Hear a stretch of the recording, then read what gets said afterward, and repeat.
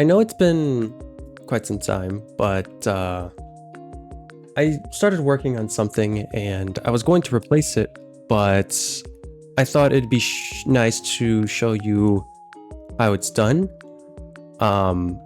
As the title suggests, this is what you see the Milky Way and the individual stars.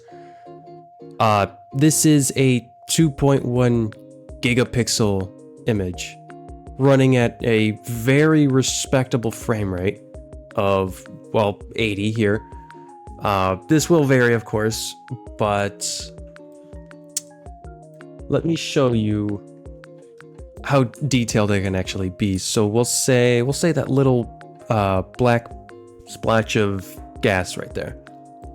Right now, this could easily be mistaken for an 8K, which is fine.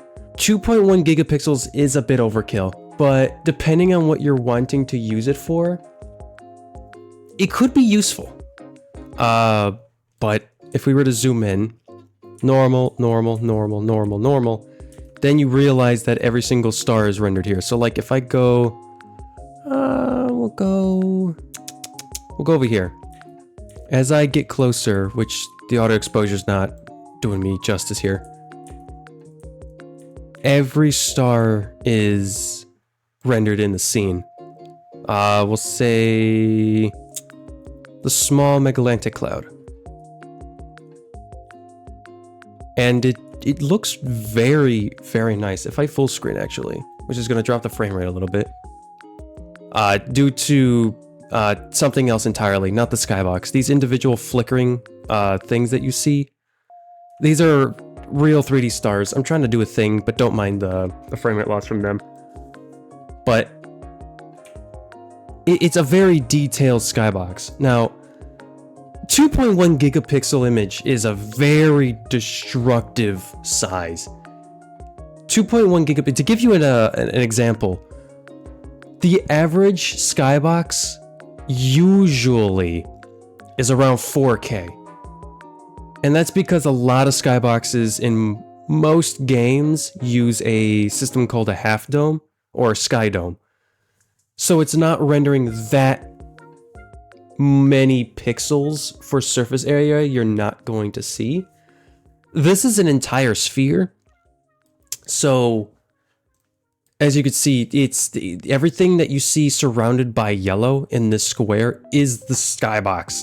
Now how I did it, we'll get to that. I wouldn't say this is unperformant, but the way I did it at least made it run. I'm sure there's better ways to do this, but this is the way I managed to do it. I'll even pull out Task Manager here. One moment. Here we go. So I have a 6 GB card. Due to me having OBS or Google with 4 tabs open, Discord open, I have a whole fuckload of who knows what.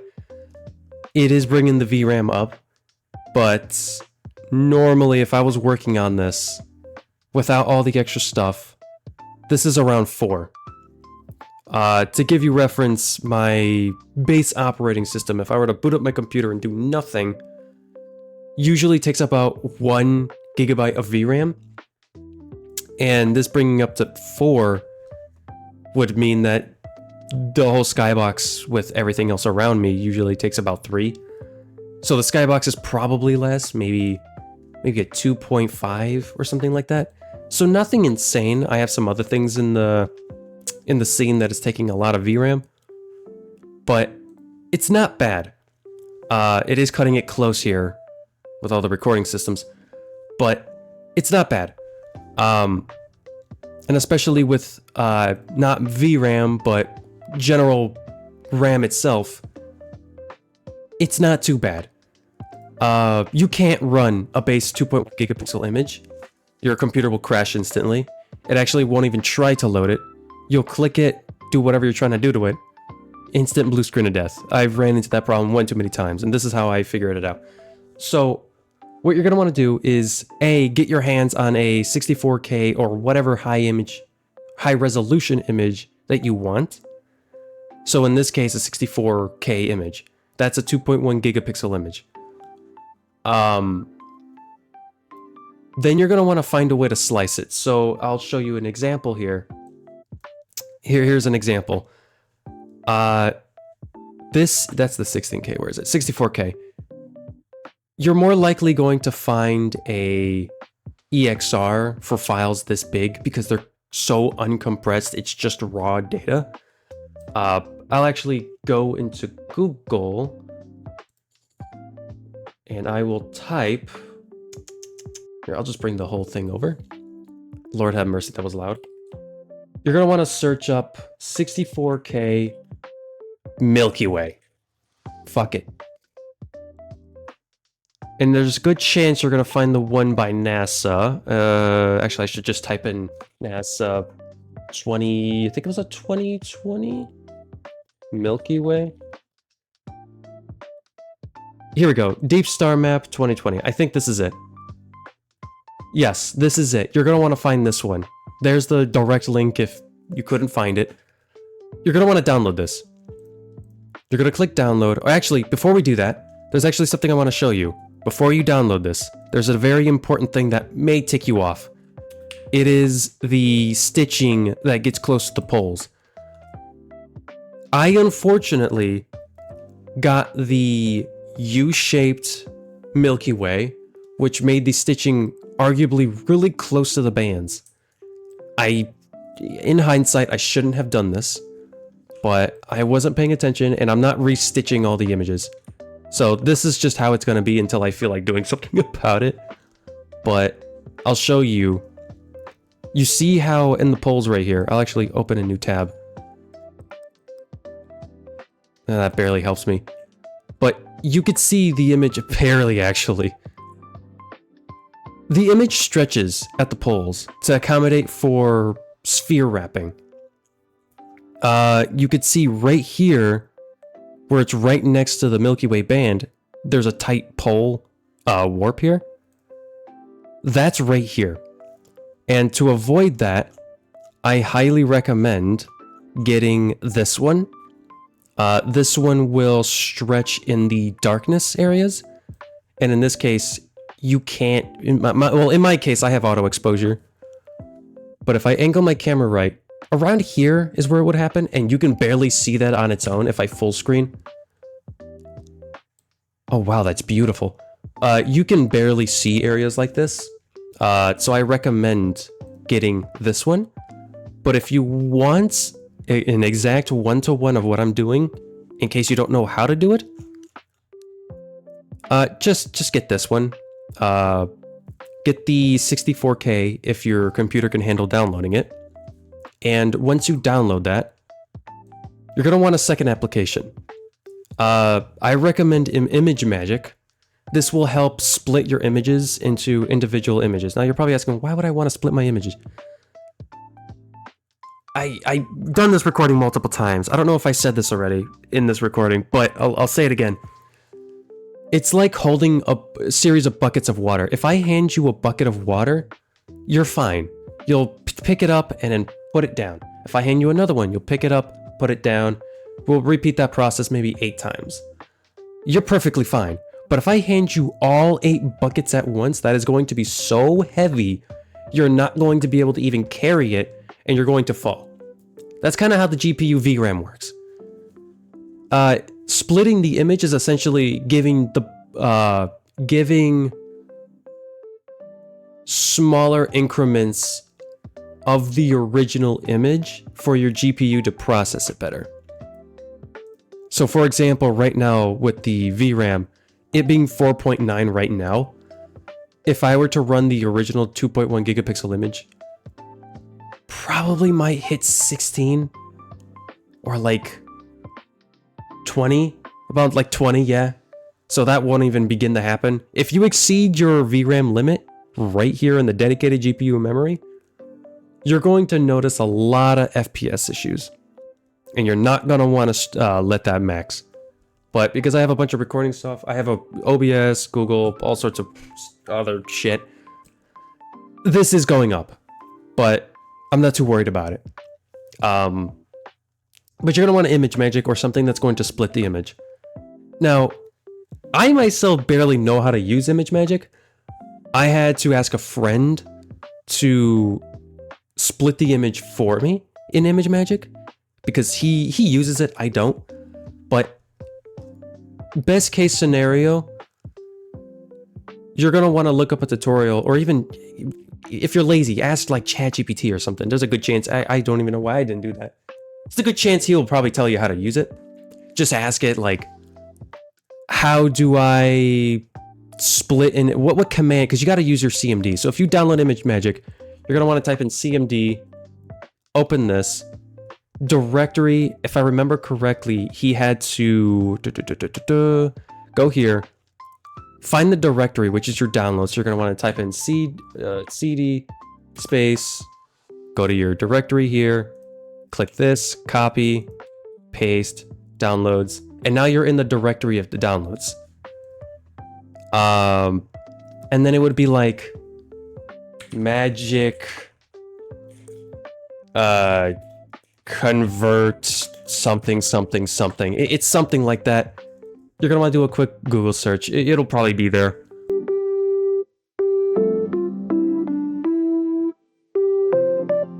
On how to split an image. But if you have other means of splitting an image, perfect. You don't need image magic. I just had to use image magic myself for this. So once you have that and you have your image split, like I said, there's multiple ways to do this. But once you have your image split, you're going to have a lot. I highly recommend splitting it into 32 images. It's a power of 2. You can either split it into 8 individual images, which is going to be 16K, or you could split it into 32 8K images? Yeah, 8K. I'm going to close this before my computer explodes because I'm loading 32 8K images at once on top of a 2.1 gigapixel. So let me close that.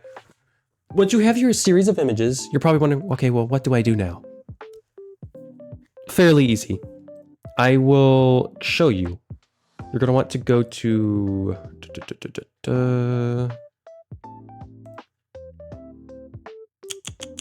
Here we go. So you're going to want to make a material. Well, first of all, you're going to want to put all your images into a file. For me, I made a file called skybox, and then I made Milky Way inside that, or a file called Milky Way inside of skybox. And then you're going to want to import your images there. And they're all going to look like this. Let me open this. It's going to look like this. Now, you're going to want to create a material. Right click and click material. You're going to want to name it Milky Way. You can call it Billboard. You can call it Daddy. I don't give a fuck. You can name it anything. And you're going to want to open that. Now, this is where the recording can go completely haywire, because I'm loading a lot of images here. Oh, Lord have mercy. Okay. Let me delete that. We don't need that. So this is where things are going to get confusing, because you're going to be wondering, well, how do I know what images go where? What images do what? This is where trial and error is going to happen, but thankfully, if you used image magic, it tiles them for you. So, for example, if you gridded your images, if you put your 64K image inside image magic and told it to split the image into 32 individual images, which, by the way, before you do that, I probably should have said, I'll probably put a note in between that. But you're going to want to make sure you have image magic not exceed a certain RAM, because it's going to try to do it with every bit of power without any restraint, and it's going to crash your computer. I'll have a stamp there, but it's going to number it. So in this case, yeah, A100. You're not going to have the A1 or A2 or whatever. You're going to have 00, then 01, then I think it's going to be 002, then 003, then 004, 005, all the way to who knows fucking what. And once you have those images, you're going to want to tile it as such. 0, 0, 0, 0, 1, in this case 0, 0, 2, 0, 0, 3, and so on. And you're going to want to grid them like such. A 8 by 4. And you're going to want to create a custom node. Now this is going to be a pain in the ass, but trust me, you're going to want to right click and type custom. And now you're going to have this fuckery here. You're going to want to click it and just spam the living shit out of this plus sign in the inputs. I don't even, how many fucking inputs do I have here? 32. You're going to want to click it 32 times. So click this 32 times, and you're going to want to name them as such. A1, B1, C1, D1, E1, F1, G1, H1. Once you hit H1, start over. A2, B2, C2, D2, E2, F2, G2, and then H2, and then start over again. Repeat the process until you reach H4. And on the last one, you're going to want to put an in UV. This is what's going to tell your texture what is what. And this code, I will have it in the description, so you could just copy and paste it there. And you're going to want to put this into multiply and then put it into emissive. And you're going to want to put a node, S left click. You'll spawn one of these, name it whatever you want, and plug that into the B. This will gauge the brightness. For me, I have 0.001, and that helped dampen it enough to where it's barely visible. And all things considered, if you did exactly that, there should be no errors. Normally, Unreal Engine doesn't like, I think it's 32 texture objects. It doesn't like anything more than that. And it will throw an error, which there is something in the code here that prevents that. So you should be golden if you put the code in. We'll close this. And you're going to want to right click this and create material instance. And you should have this. Sorry. And once you have that, you're going to want to click a sphere. Let's get back to Earth. Let's say this was a random sphere. Let me slow down there. Let's say this was a random sphere. You're going to want to click the sphere. Go down to... Oh, wait, this is not a base sphere. We'll click this. You're going to want to go down to the material. And you're going to want to put the material instance inside there. And all things considered, if everything goes according to plan, you should have a texture that is extremely detailed. If anyone encounters an error, please tell me exactly what the engine said, and I will try to figure it out, but I can't promise that I will fix it. I will try to figure it out and tell you if something is wrong or if it's an obvious fix. But I'm still fairly new. I'm still figuring things out, and this was just the process of me figuring things out after a bit. So it is a detailed thing. I am still working on other planets and such, like Jupiter and Saturn over there. Where's Saturn? There's Saturn. What the hell is this? Oh, I think that's Mars. But I am still working on things. I will make a video on how to make Mars. I will make a video on how to make Jupiter. I'm still working on them. Venus was the only thing that I truly finished, where is Venus? There it is. Somewhere. Is that him? No, that's an F-type star. Oh, I'm too fast, that's why. There we go. Venus was the only one that I truly finished. And there are some other ones way out there, other planets that I will get to. But right now, Venus is the only one that I finished. And the reason I made the skybox so low in brightness, there's a good chance it might be black for you. Just ramp up the brightness.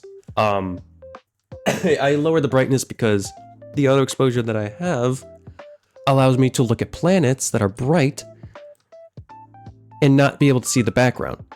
But if I back away, I'll be able to see, you know, the Milky Way in all of its glory, which is nice. Nothing too crazy.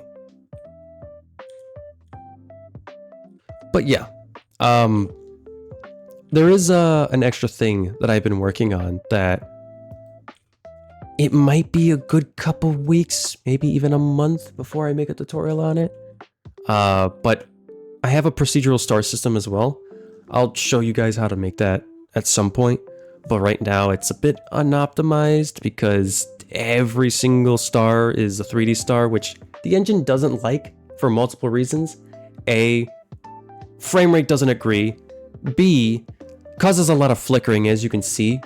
And C, it generally doesn't play well with exposure. Like this star right here, it's starting to turn green for some reason. I'm not sure what's going on with there.